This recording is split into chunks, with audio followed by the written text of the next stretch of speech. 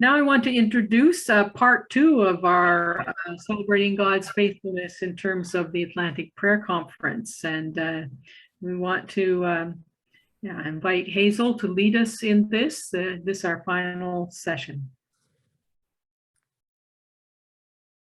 Thank you, Nancy. First, I'm going to repeat that this is very much an incomplete history of our Atlantic Prayer Conferences. Last night, we focused on the regional directors and on the locations, and today we're going to focus more on memories. And hopefully you'll find that interesting. And let me just try sharing my screen here, see if I can remember how to do that again today.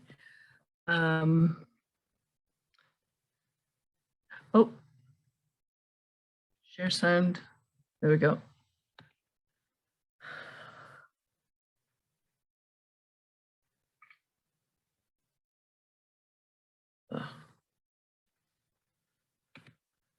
There we go. And what I've tried to do is to do all of my slides so that they're slightly to the left, so that your pictures come up on the right on my screen, and hopefully you can arrange that and you won't miss anything that's on the screens. So I'm going to start off by doing just a quick review of history for those who weren't here last night. This is the title that I'm using, which was the title used in an article by Vera Tyler in 1971 in the East Asia Millions. So the conference started at Tatamagouche at this beautiful location in 1970. It moved to the Atlantic Baptist College on Salisbury Road in Moncton. We had good meeting rooms and good meals in this cafeteria. Good meals are always important for our conferences. We moved to the new campus of Atlantic Baptist University on Gorge Road, which later became Crandall University. And when the extension was built, it gave us much better facilities for our meetings. Didn't show this picture last night. These are pictures of our national directors, except for the first one, which was Reverend W.W. Tyler, Bill Tyler. David Michel came to the role in 1975, and David divided the OMF work in Canada into regions. So that's when we became an Atlantic region. Then we had Bill Fiji, Richard Konechski, John Fuller, and now Richard Schlitt. And it's encouraging to note that we have had all of these directors at our conferences at one time or another. Showed this slide last night, our regional directors, and there's still some questions about a few years, but this is what we have so far. So now we're going to look at the impact that our regional directors had. And Myrna Meisner remembers what Olive Finney said about when she went to China. It might well have been an interview that Doreen Dijkman did with Olive, where she was asked if she grew up wanting to go to China as a missionary. And Olive replied, "First and foremost, I didn't want to go to China, but I knew the Lord wanted me there. So when the time came for me to make up my mind, I went to China, not loving the Chinese, but loving the Lord and going at his command." And she quickly grew to love the Chinese as well. Olive also mentioned that as a child, their Sunday school class supported a child in India and then a child in China. And as a class, they prayed that God would raise up someone from their class to go to the uttermost parts of the world. Olive said it never dawned on her that she would be the answer to her own prayer. Pam Hobbs remembers Olive Finney for the amazing woman she was, for how much she knew, how much she prayed, and how beautifully she connected with people. Others told me that Olive was a very positive person and liked to invite people into her home. And Olive Mercer has two good stories that Olive Finney told her of her time in China. We'll hear that now. So, one of my memories was Olive told me when she was a new missionary, she wanted to get to know the people around her where she lived. And so she got up enough courage to ask this family over for supper, and they agreed. And I think she said she was going to have roast beef or something. And she said one thing about the Chinese people, that they didn't laugh like we do. They were very solemn with what, then they never smiled or anything. But when she got to know them better, and they felt more comfortable with her, they said that when she asked them over to eat horse. Oh, Yeah, so I thought that was kind of cute, you know, and another thing that she told me, when the Japanese were occupying and they were coming near where she lived, and it was in a sort of a compound around the area where they lived, and so she went outside the gate or door, and anytime she saw the Chinese people running by, she said, "Come on in here, you'll be safe." And she said some of them did, and others kept running. yeah. And the Japanese finally got to their compound and occupied it. And she said everyone that come into the compound, there wasn't one of them injured or hurt in any way. And the leader of the Japanese force that he stationed guards against Olive's room where she lived, and warned everyone that she was not to be touched in any way. So she had a guard all the time they were in that compound, and nobody was lost. Neat, yeah, that's really good. I thought that was kind of interesting. Olive also liked to do things her own way, as Vi Archibald and Olive Mercer both experienced in offering help. Oh, I remember a time that Hubert and I were invited to Olive Finney's for dinner, and I wanted to help a little bit, and she said, "No, I think I have everything under control. I'm going to make some tea." And I said, "Well, I'll help you make the tea." "Oh no," she said, "I'll do that." She had a special way of making her tea. She had a missionary friend, visitor, Mary was her name, and she asked me out for lunch to meet Mary, and so I went. And they were sort of laughing about things between each one of them, and Olive would be running out to the kitchen looking at her, what she was preparing, and back in and talking to Mary. And so she laughed one time on her way out, and she sort of snorted a bit when she laughed, and Mary turned to me and she says, "On the mission field, that's what we used to call the Finney snort." I wish we had an audio of that Finney snort. Helen Bacon remembers being housebound at Olive's home one time, and they did a lot of praying. They also played Scrabble, but Olive eventually agreed with Helen that Helen was not a good Scrabble player. The folk at Sunnyplay Baptist Church became Olive Finney's family, including Dr. Michael and Ellen Burslam and Dr. Winston and Doreen Dykeman, who were good friends and looked after her affairs for her. And Olive Mercer tells us of Olive's last stay in hospital. Well, she was supposed to go to Halifax for treatment, and they kept postponing it. And after a couple of weeks or so, she made up her mind, "Well, I'm not going now." She said, she told me that she figured that she hoped that the Lord had more work for her to do, but she figured that this must be his time for her. So Dr. Burslam was there, and she told him that she didn't want to go, and he agreed with her then to just keep her there. So it was about a week later that she died. Yeah. And Rachel Barkhouse was with her when she died, and she said that Olive opened her eyes, and it just looked as if she was looking right into heaven, and she had a smile on her face. Wonderful story.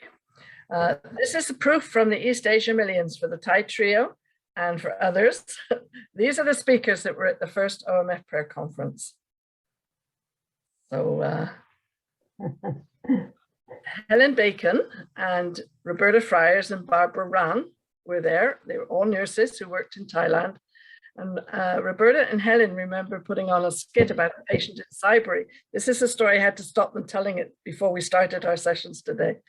But Bertie told me about it in an email that came. And 2 days after I received that email, I heard this story from Vi Archibald.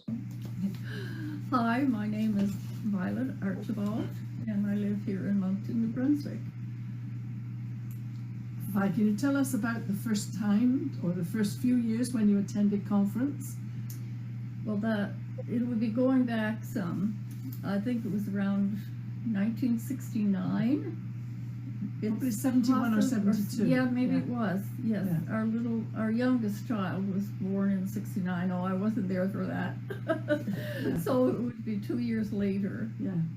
And we were there for one full day, and I can't remember whether it was a Saturday or a Sunday afternoon, but that's what we could take in with the whole family, Yeah. 5 children, and the youngest one wanting to run around a lot. But our oldest child at the time would have been Margie, and she would be about 11, I would say. And they were so taken that the missionaries that were there, because they put on a skit, and there were the teacher and 2 nurses, was it, from Saibury Hospital?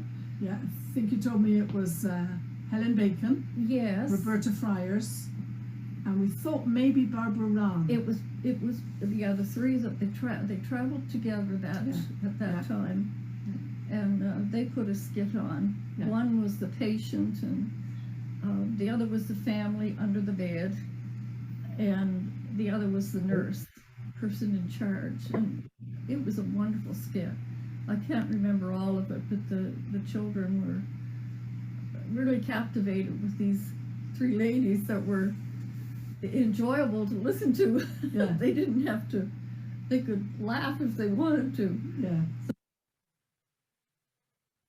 It was so neat to receive that just so soon after I'd heard from Bertie. Martin and Ruth Gent met Gordon Watts in 1979 when he represented OMF at the New Brunswick Bible Institute. They said he hosted ice cream fellowships for the students who were seriously interested in asking questions to the missionaries that he brought. Kus Fiji was one of those missionaries. Gordon wrote short but encouraging notes to the gents. He especially prayed for them when they had trouble joining OMF because of health problems. His prayers were answered. The gents would visit Gordon and Kay on home assignments and knew that they prayed for them regularly. Kay also wrote some very touching letters to Ruth during difficult times for the gents. And Gordon and Kay were a quiet but powerful influence and encouragement in their lives. Picture on the right, Pam Hobbs told me that Gordon and Kay were wonderful and a real encouragement to her and Patrick. They went to the airport with them when the Hobbs were leaving for Asia. And Pam remembers the Watts as being kind, generous, helpful, and praying people. Jan Lockett and her friend Ruth had been praying about Ruth serving with OMF. When Ruth decided it was not God's will for her, Gordon challenged Jan to consider going.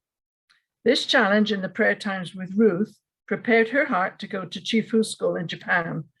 Jan said that Alan and Louise Harwood were the RDs when she came home for her home assignment in October 1983. They wrote warm, welcoming letters to her in Japan as she prepared for home assignment, which helped allay her fears and anxieties about expectations around the home assignment. And we have an audio clip from Jan now. My name is Janice Lockett, and I have been attending Heart for Asia conferences since the late 1970s. I have been asked to give some of my reflections on Heart for Asia over the past years. Earliest will be the year I went out to Japan to serve at Chifu's OMF School for Missionary Kids. The love, prayer, and support showered on me at that time have been a precious memory, a special connection and bond over the years with those who sent me off back in 1979.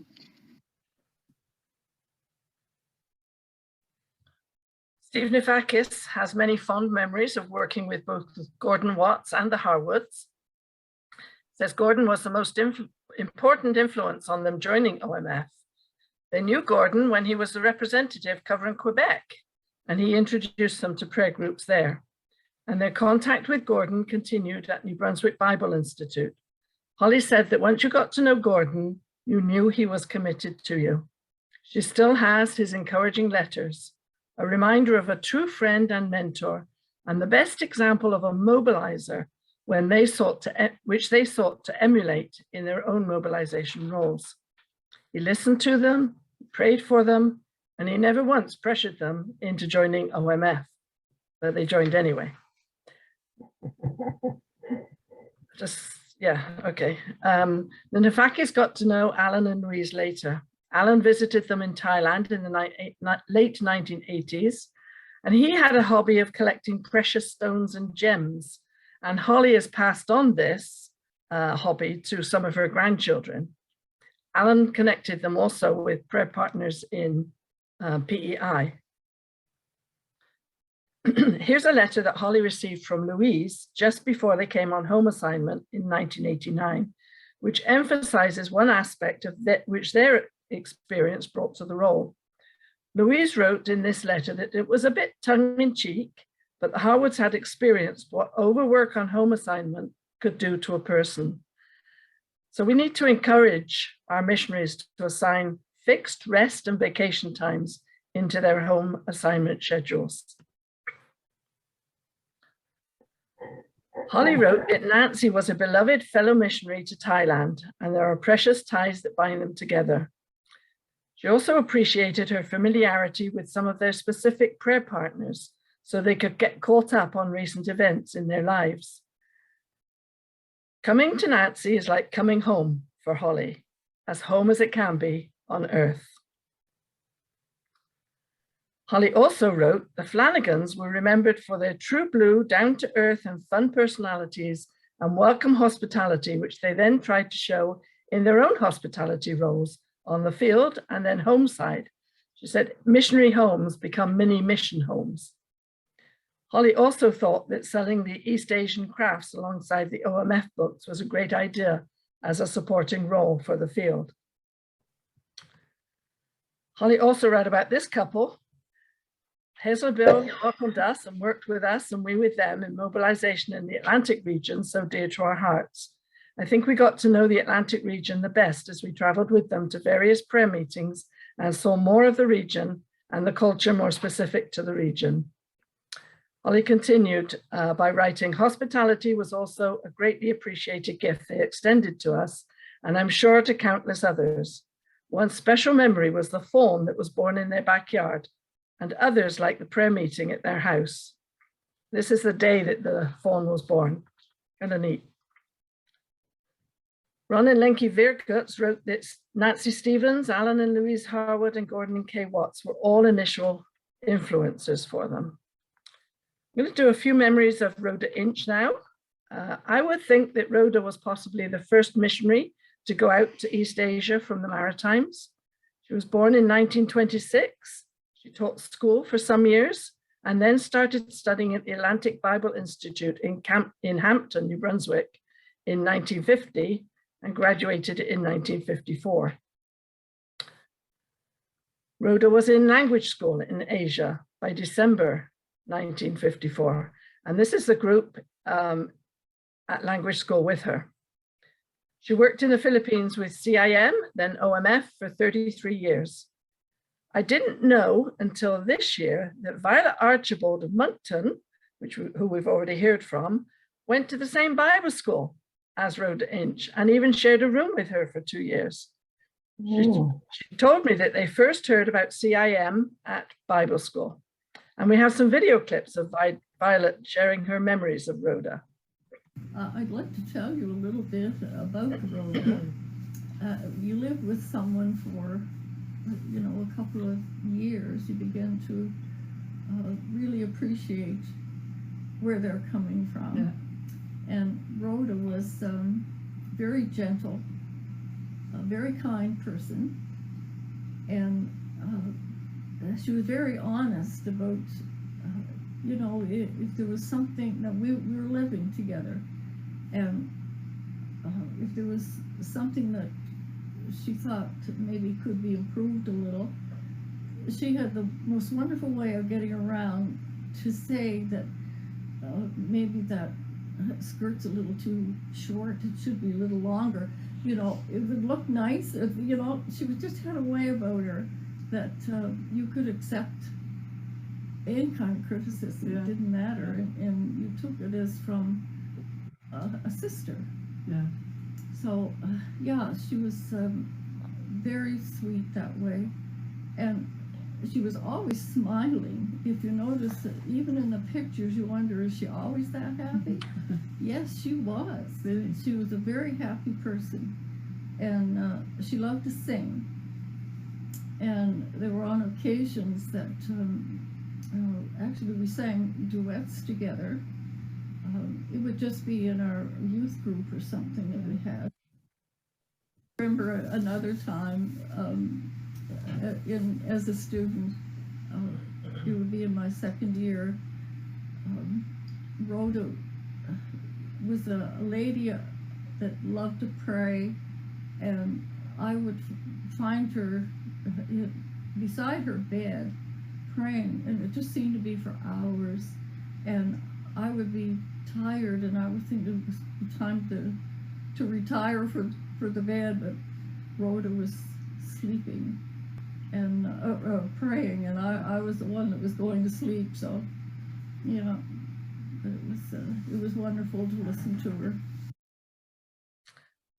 I talked about how Rhoda could pray, and we remember Rhoda telling us numerous years that Hannah Handoho would be speaking at very large groups somewhere, and Rhoda would spend the entire time in praying for her. Marlene Black told me that Rhoda influenced her to go to prayer conferences, and she would meet Rhoda and Hannah when they arrived at conferences and would help them get settled in.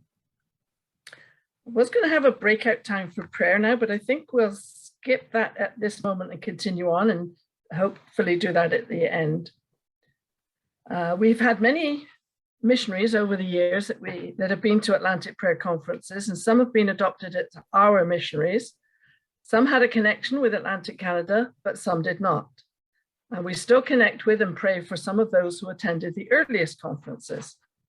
Anne Burgess first came to the 1974 prayer conference at Tatamagouche when she was working with the Yao tribe. She then concentrated on translation work for the Mian and is still involved in that in retirement. She came to conference again in 78 and in 2010.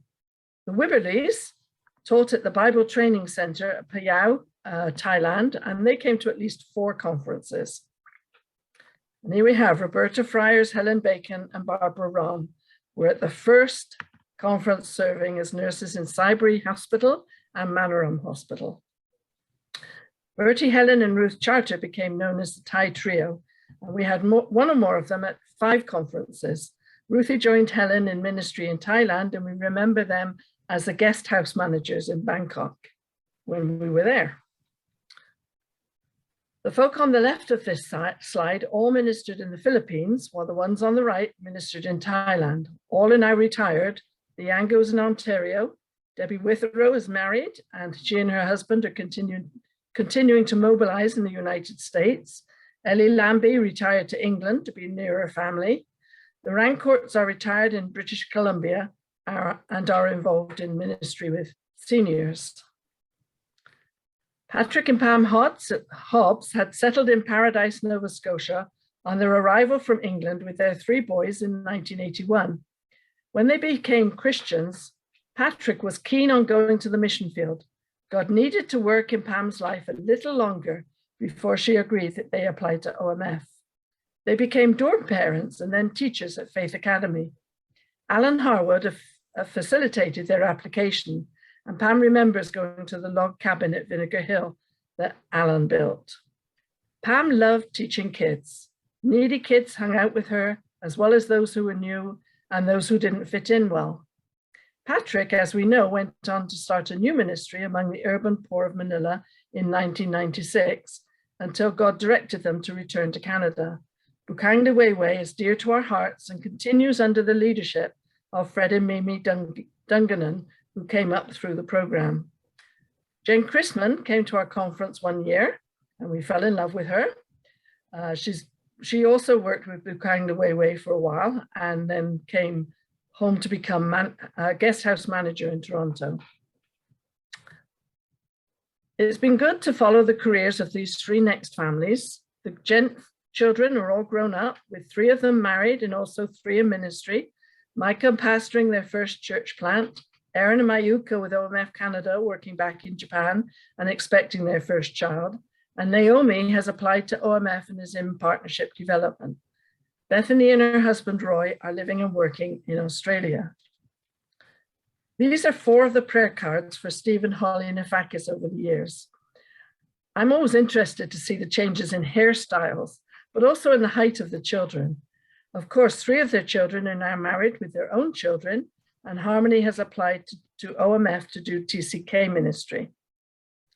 We've already seen the Crawfords by Zoom today. This is one of their earlier pictures of their children. Their children are also grown, married, and providing the joy of grandparenting for Brian and Linda. Wayne Matthews and Gwen have retired, but are still working with Perspectives and retiree member care in Ontario. Raika Rombik is still working in ministry in Japan among the homeless. And I've not even touched on all of those who've gone out on short-term mission trips of a month to a year. So what have our missionaries said about the Atlantic Prayer Conferences and how they have impacted them? Ruth May Gent writes that they've been encouraged by the passionate praying and interest. We love the maritime prayer groups. We feel like the prayer conference and prayer groups are like the war room, and God has used those prayers to move mountains and save souls. Louise Harwood wrote in 2015 that it had been, in 2015, that it had been a wonderful weekend with so much prayer, so much singing, and so many new friends for her, together with all the old saints. She commented another year on being richly blessed by the fellowship of the saints, the experience to see the Lord's truth and faithfulness in the lives of old friends. Wayne Matthews writes, we loved attending the Atlantic Heart for Asia conference when we could. It was the best one OMF has in Canada. Where else can you find 50 or more prayer partners traveling from across Canada at their own expense to spend a whole weekend hearing reports and praying for the ministry and the mission workers seeking to reach East Asians for Christ? We love the strong sense of fellowship and the maritime welcome as we came back home to be part of it. We are amazed at their faithfulness and how up-to-date prayer partners were with the mission workers they have adopted and faithfully supported for decades. Thank you for the critical role you play. May God bless you and make you a blessing. Barbara Round wrote that she's always maintained the Atlantic people put on the best conferences. She says, you are very creative people, and I, for one, have been deeply blessed. And then Ron and Linky Veerguts wrote, nothing is a good substitute with the warm, corporate, personal contact over a couple of days in conference together. Immensely encouraged in the warm fellowship, commitment and unity in mission and faithfulness in prayer. Now we have another audio clip from Jan. Heart for Asia also gave a challenge and encouragement to keep on keeping on with prayers for East Asia. It was a privilege to be with so many prayer warriors. Along with the music, there was also laughter and good conversation. When conference was in Salisbury, we sometimes went out for coffee or an ice cream after evening sessions with some of our missionary friends. Also special Thanksgiving for personal relationships with so many missionaries who have come over the years to our Heart for Asia conferences. They shared their hearts with us in ways that prayer letters could not. And finally, there must be mention of the learning that took place during these conferences, of the cultural, social, and spiritual needs of the people and tribes of East Asia. This has resulted in understanding a bit more of God's heart for the whole world beyond our own borders, and his desire to claim his own who were purchased by his son's death on the cross.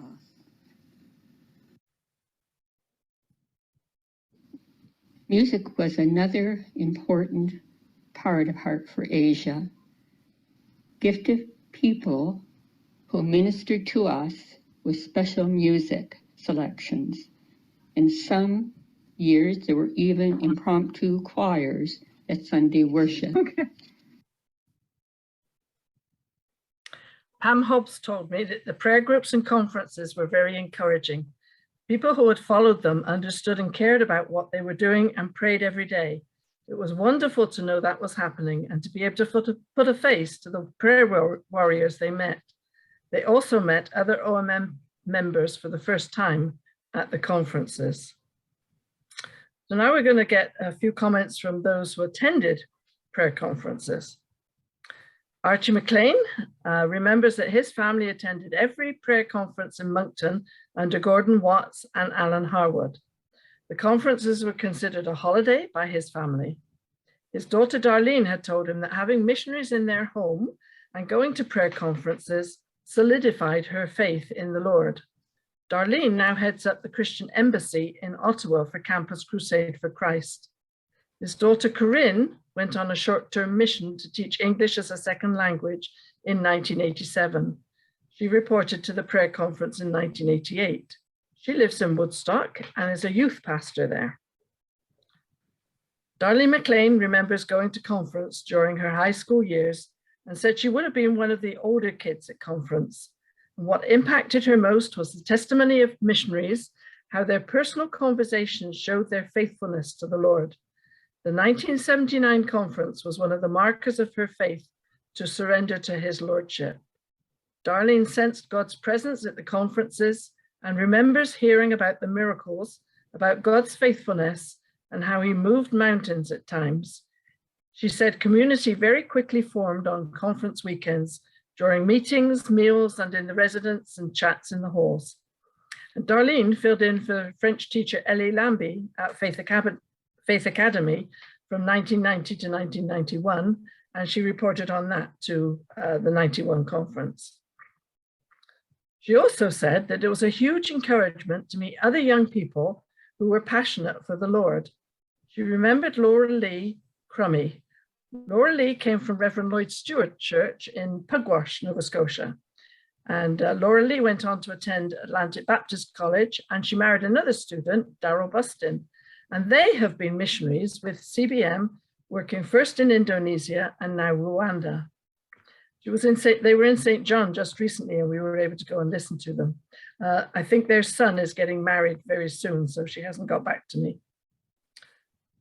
Rhoda Inch persuaded Marlene Black to go to her first conference at ABC, and she remembers child evangelism, leading the children's programs, and George Lockett would always ask her two girls what they had learned and what they did for sports. From Gordon and Kay Watts, Marlene learned about spiritual warfare. The Watts always encouraged people to buy the book shown here, which just happened to be on promotion with OMF right now.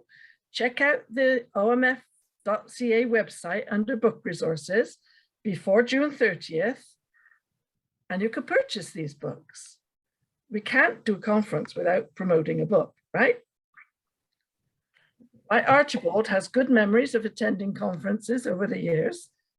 At first, Hubert and Vi could only attend on Saturdays at Tatamagouche. It was very much more convenient when the conferences moved to Salisbury Road, just down the road from their own home. Vi remembers many of the first-time missionaries at the conferences, like the Nefakis and the Gents. We have on hand some of the feedback forms that people have filled out after conferences, and these are some of the comments. The annual gathering challenges, encourages, and reminds me of the essential role of prayer groups and the importance of intercession. Passionate, serious prayers in my own life. And often the comment is that it's like coming home. That's Heart for Asia conferences, fellowship and unity of spirit. The missionary presentations and teachings are valued and appreciated, and it's always special and important to get to know the missionaries personally. And then seeing other prayer warriors. The reminder, one year it was the reminder that the safest place to be is in the center of God's will. And always there's a request for more time for prayer. And then the Sunday morning praise session and time of sharings was always appreciated, and the morning worship service topped off the weekend. We tried to spend about 1/3 of our time in prayer as we recognized its importance. At the end of every conference, there was always a flurry of photograph taking and more photographs. And this neat photo of 2004 showing present and retired missionaries who were at the conference, with Ronan Lenke, Veerguts, Hannah and Rhoda, Nancy, the Gent family, Helen Bacon and Roberta Friars, Esther Ho, Jean Gower, Shirley DeMerchant, and Jan Lockett.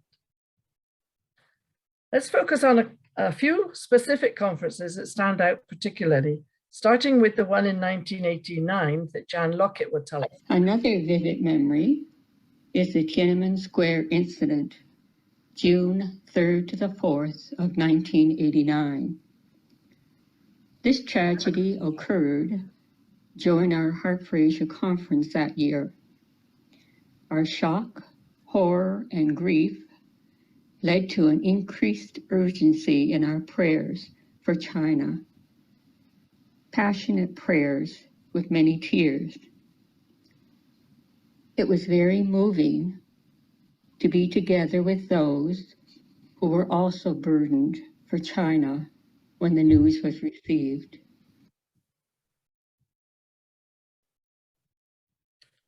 Sorry, I put the wrong date on that slide, but this is the lobby of Stoltz Hall, and many of us remember 2014 when the shootings took place in Moncton. We did not know until Friday morning after the shooter was in custody that we could actually go ahead with our conference. And when we arrived at Crandall, it was to a sea of police officers in this area who were there to debrief and grieve after the traumatic event. And we were very thankful again, as they did in 1989, to spend time in prayer for the police officers this time throughout the conference. Remember the game we played with Steve Nefakis in 2017? It was being played for the first time by our conference people. It had its frustrations, but it was also enjoyable. And it showed the importance of the decisions and plans that need to be made in reaching out to the unreached. And Holly tells me it's been greatly refined, so I think we should probably have another try at playing it sometime.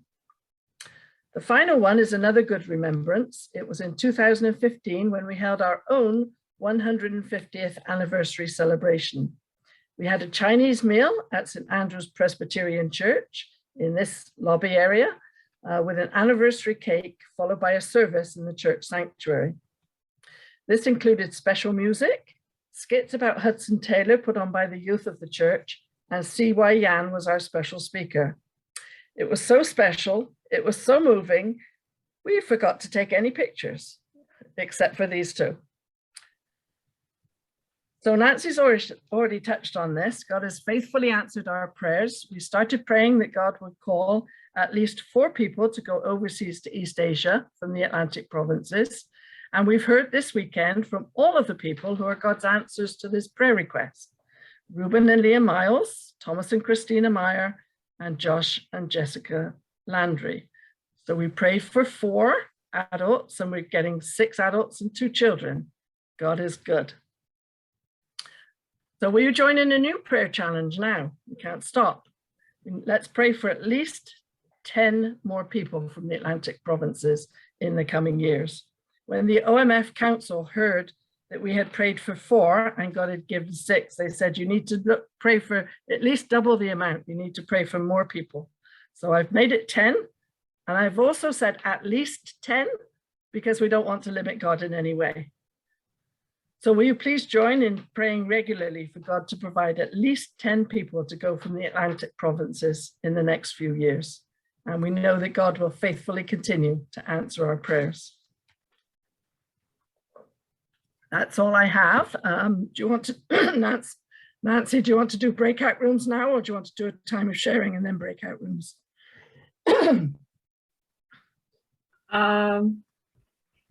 Why don't we do a time of prayer actually first? That would be good. So the breakout rooms, and we'll go for at least 10 minutes. Yeah. Yeah, that's what I planned, 10 minutes. So. And prayer requests, I guess we just pray as the Spirit leads. Let's praise God and give him thanks for the way that he's looked after us, looked after our conferences, looked after our missionaries, looked after our regional directors. He's faithful. We need to praise him and thank him for that.